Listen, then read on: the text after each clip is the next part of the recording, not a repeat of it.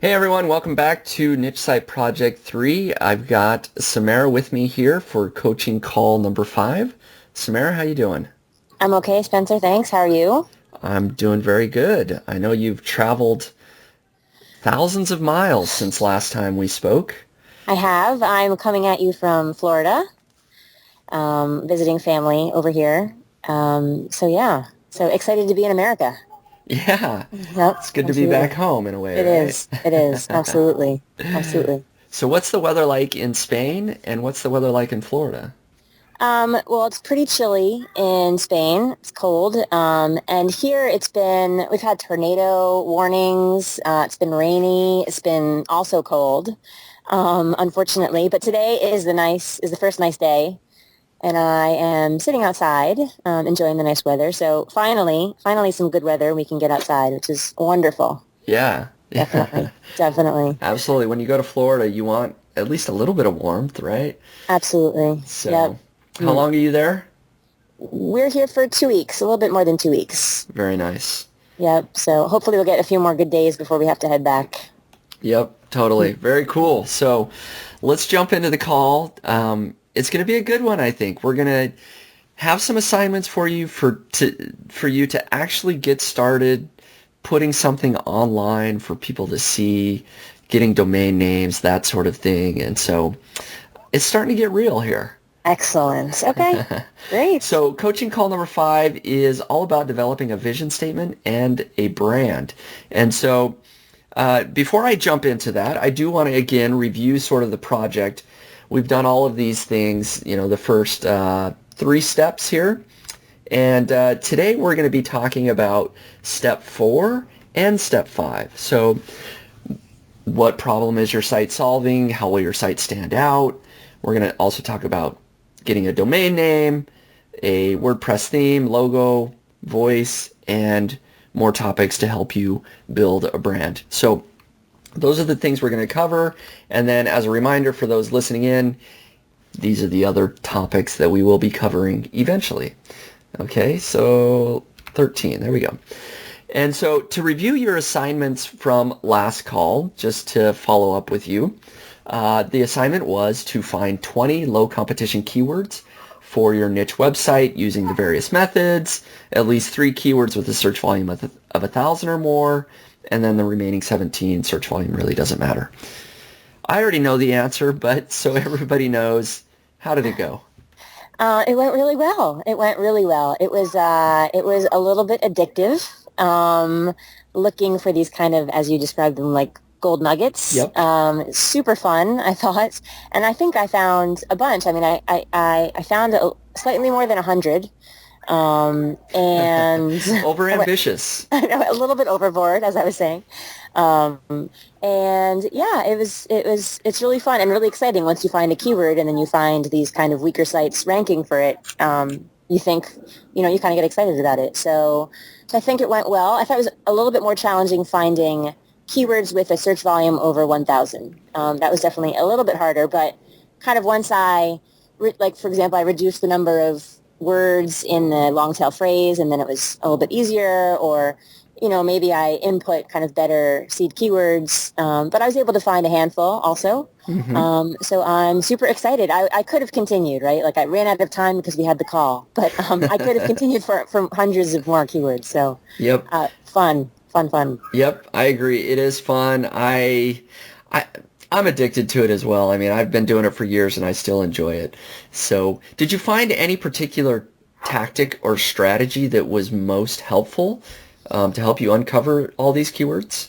Oof, I don't know. I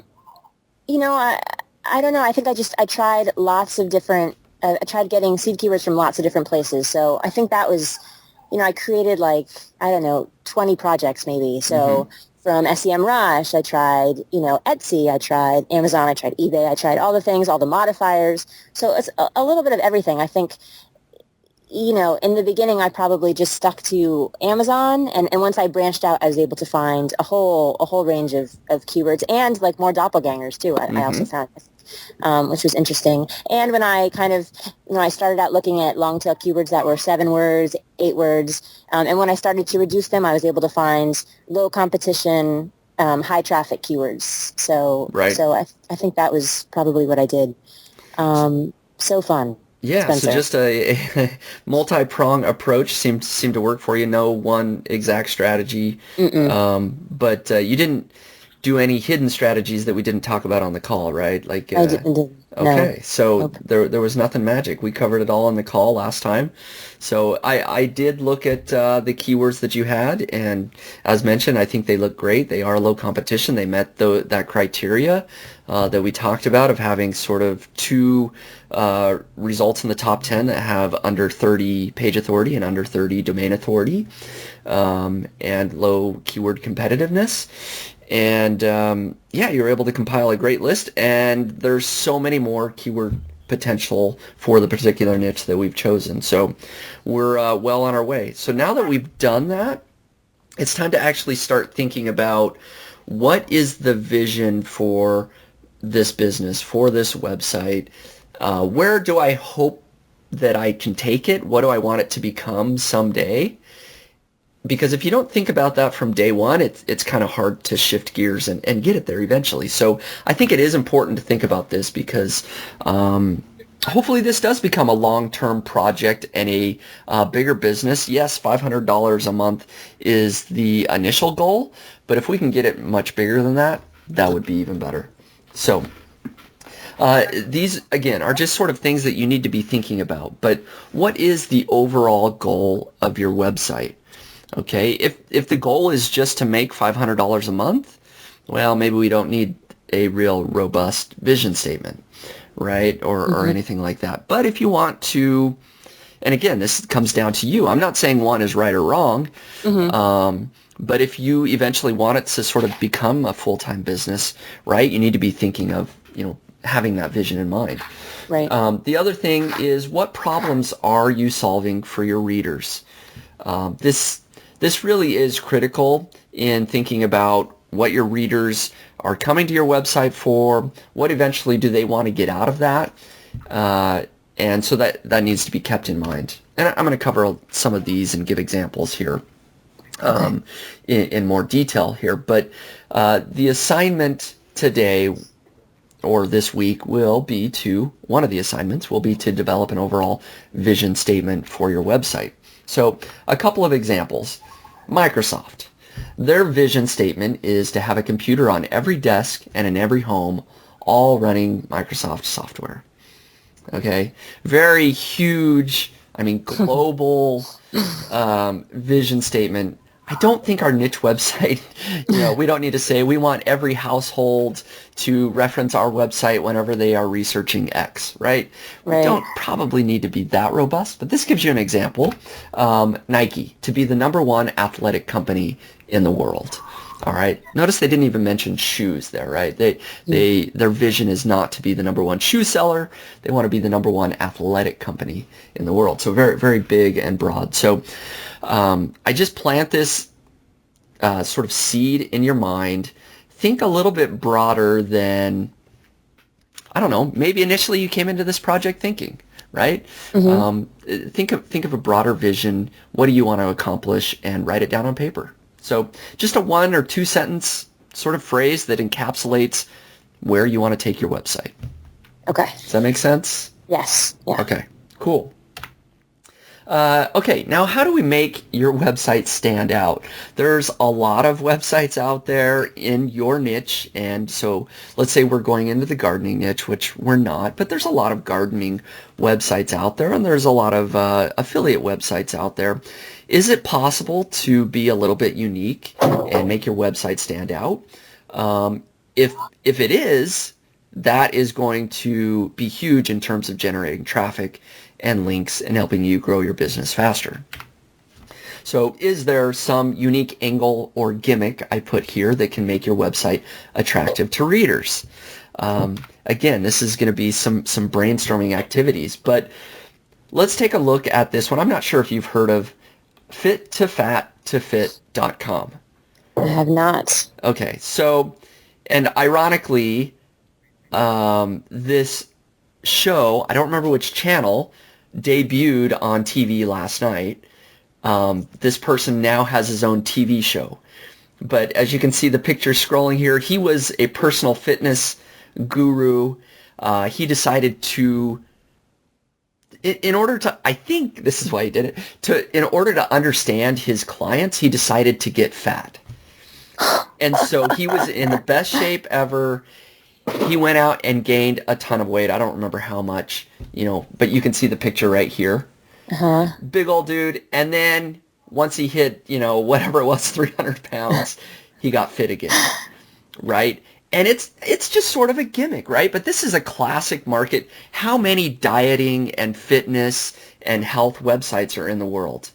Tons. Yeah. Tons. But because he did this one little gimmick, he now has his own TV show. He was on Good Morning America. He's written a book. He was on Jay Leno, I think. He's not doing anything other than telling people how to exercise and eat healthy, right? Yeah.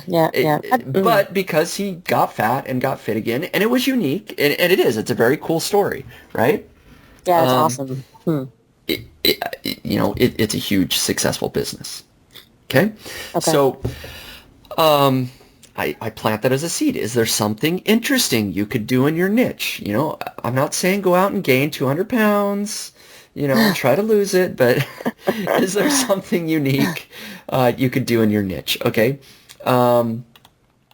Another example here is BlendTech. Have you heard of BlendTech? Their Will It Blend series of videos. Oh, they put like appliances in a blender or something like that. Yeah. Exactly. Okay. So they went out and they put iPhones and all sorts of other things that didn't belong in a blender. We don't really hate to smartwatches is this video. Anyways, you name it, right? Mm-hmm. All sorts of things in a blender, and it's fun to watch. Will this iPhone get destroyed by the blender? And I'm sure their blenders are great. They really are great. But because they had this unique angle where this sort of nerdy, lovable grandpa guy gets on video and says, "Will it blend?" and destroys a video game, people like it. And these guys are doing millions and millions of dollars a year. Okay? And so it's sort of it is a marketing angle, right? But if you can think about a unique angle, gimmick, if you will, to make your website stand out, it can make your job a lot easier, right? Mm-hmm. So, it's just sort of putting the thought in your mind, and it doesn't have to be this big, but even if it's just slightly different or unique, that can be a huge driver of business for you. Okay. So that is one of your assignments, is to consider ways that your website can stand out from the crowd. Okay. All right, now let's talk about brandable domains. And I don't know if I mentioned this, but we are going to move fairly quick through a lot of various things. There's sort of just a lot of little things that we should be thinking about and doing. And so we're going to cover 6 or 7 of those things all within one call. So please stop me if you have any questions along the way. Great. So brandable domain names.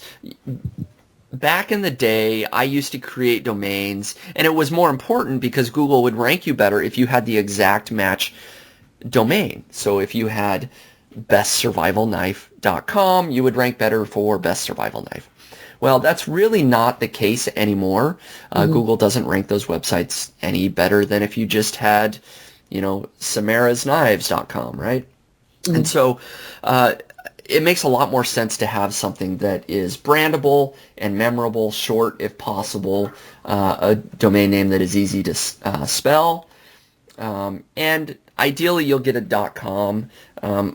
There really isn't a big difference in terms of ranking in Google, whether you have a .com, .net, or .org, or anything else, but just in terms of other people being able to remember and link to it, people automatically think of the .com. So if you can get that, that's ideal. Okay.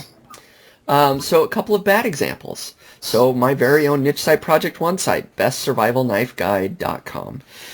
Like I said, back in the day, that did help, but nowadays that's really not a brandable, it's not something easy to remember.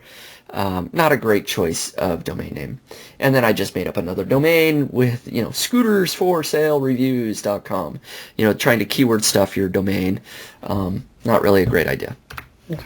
Good examples are nichepursuits.com, overstock.com, and financialsamurai.com. And there's millions of great brandable domains out there, but those are just some examples. Okay. Any questions there, or does that make sense? That makes sense. Yeah, that makes sense. Okay. Okay. Now, there are a couple of places that can help you brainstorm for domains. I won't go into tons of detail, but one is namemesh.com. If you come up here and, gardening, you just type in a couple of keywords and hit generate. It will go out and sort of do its own combination and iteration and show you what domains are available. So gardeningtoolsion.com, gardeningtoolsly.com. Anyways, it comes up with some very unique sort of things, all just, it does it for you. Okay, so you can come in here and pop in a few different keywords or, ideas, and that comes up with some ideas for you. If you can't think of anything on your own, I would definitely maybe start with yourself, see if you can come up with something original. Okay. And then similar to that is panabe.com. You type in your keywords, gardening tools, and hit search, and it will do a similar exercise, right? Okay. It'll go through, and it mixes and matches the words and shows you if the domains are available, and that's one way to brainstorm. But okay. I usually go over to something like namecheap.com and just check if domains are available as I brainstorm off of the top of my own head. So okay, all right. So that will be an assignment for today. Is find an available.com that is brandable. Okay. Think you're ready for such a commitment? Wow, absolutely. Oh my God, absolutely. It's very daunting, right? Like it's a big decision what you're going to call yourself. So there's a lot of thought that needs to be put into it for sure. Yeah. Yep. No, it is a big decision, and I probably spend more time than is necessary figuring out domain names, if I'm completely honest. In terms of, Google ranking you and a lot of times other people linking to you, it probably doesn't matter a ton, right? As long as it's not some 5 or 6 word thing. If you can get something that's 2 words or maybe 3 words, that's ideal. Okay. So don't stress too much. But yeah, if you can come up with something that's memorable, that would be ideal. Cool. Okay. All right, website hosting. I really wasn't going to talk about hosting too much, but I do recommend Bluehost, and this is an affiliate link, just in full disclosure if people are wanting to sign up for Bluehost. But that's what I use for my niche sites. They work great. Do you have a hosting account already, or are you planning on getting a new one? I have one for previous websites. Would I need to get a new one, or can I just use my existing account? You can use your existing account if you want. Okay. That's fine. I will say that if you're wanting to keep all your previous websites hidden from the Niche Pursuits community, maybe you want to consider a new hosting account. Because it would be very easy. It's easy to see every single website hosted on the same hosting account. So that's for you to consider. It's maybe not a big deal either way, though. Okay. So that's all I'll say about hosting is figure out a hosting account. Okay. So there you go. What kind of commitment do you make? Do you sign up for a year, 2 years, or what? Well, that's I usually sign up for the longer length just because I, know I'm in it. But I have several accounts, and if I'm just adding a new niche site, I'll add it to one of my existing accounts.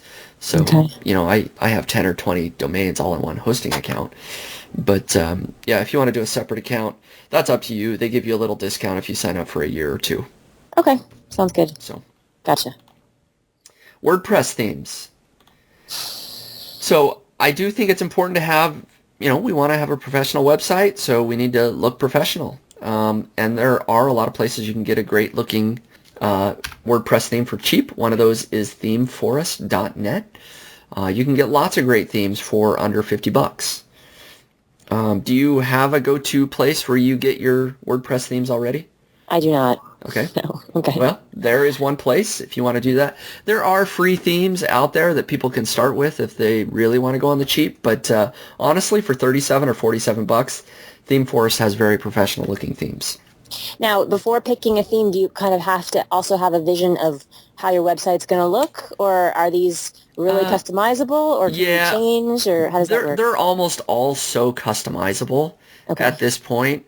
You don't necessarily have to have figured out, okay, do I want a static homepage or do I want a magazine looking homepage, or they all Right. can do all that. You Okay. know, for the most part, they're very customizable. Okay. The only thing that maybe you want to think about is like if you're into, you know, the overall colors, you know, what do you like? Do you, you know, you're a girl, so maybe you want a pink theme. I don't know, Okay. right? I'm sorry, that All was really right. bad. But Okay. you know what I mean? You might have personal preference, and that's maybe all you need to think about is color and what you like in terms of visual look. Okay. Um, Now, Thrive themes.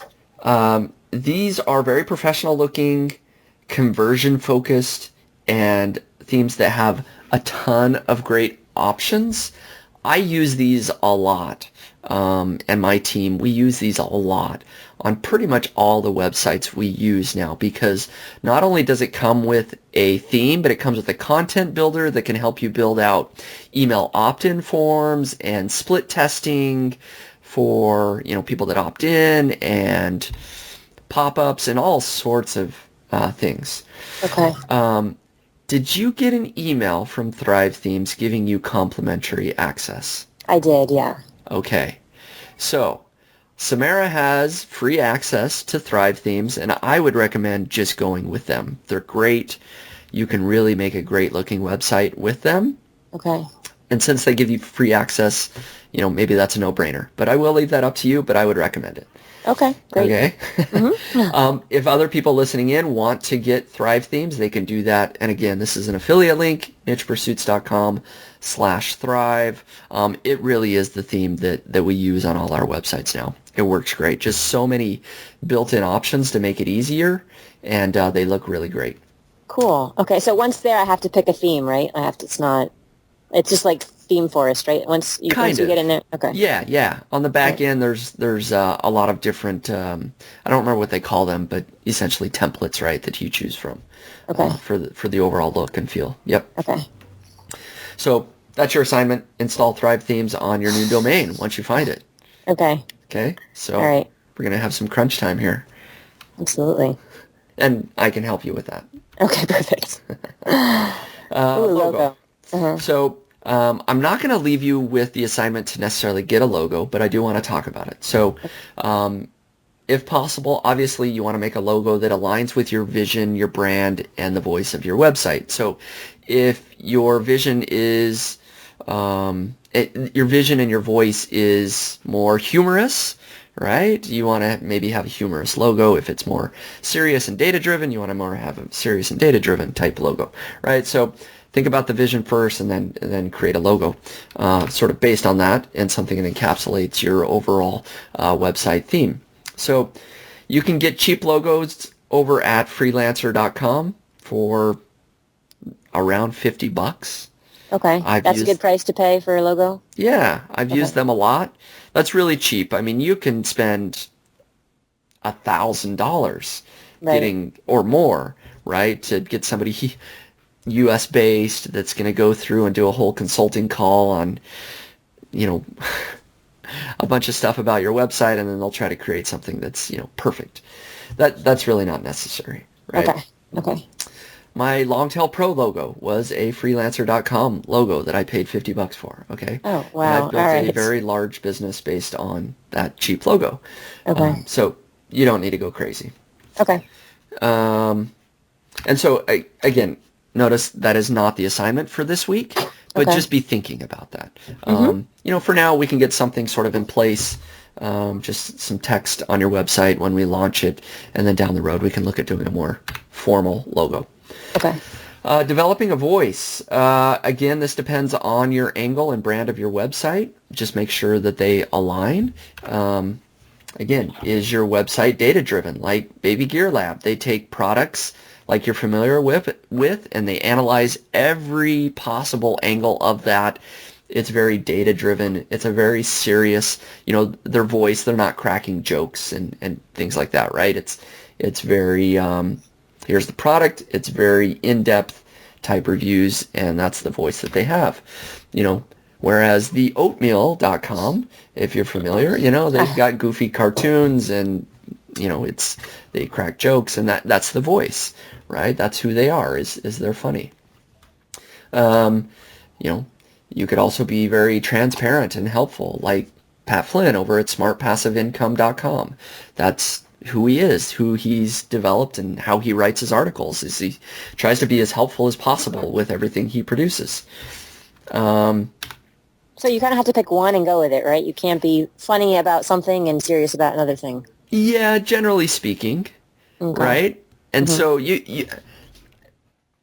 but at the same time, Pat Flynn could drop some jokes, right, on his website, right? And it's not going to be out of character. Okay. But generally, you want to have sort of a theme and a general voice. And you're a writer, so you probably know this better than I do, right? So Okay. you're, just figure out sort of what angle you want to come at with the website, and think about that from day one. Okay. That's about it for that. So that's your assignment. Consider the voice and tone of your website. Okay.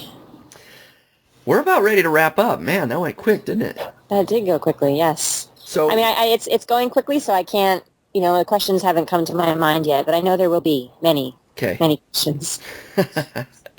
I'm sure there will be. You know where to find me. Okay. Just a review of the assignments, everything I already mentioned, nothing new. Develop a vision statement. Consider ways to make your website stand out. Find an available.com domain that is brandable. Get a Bluehost account.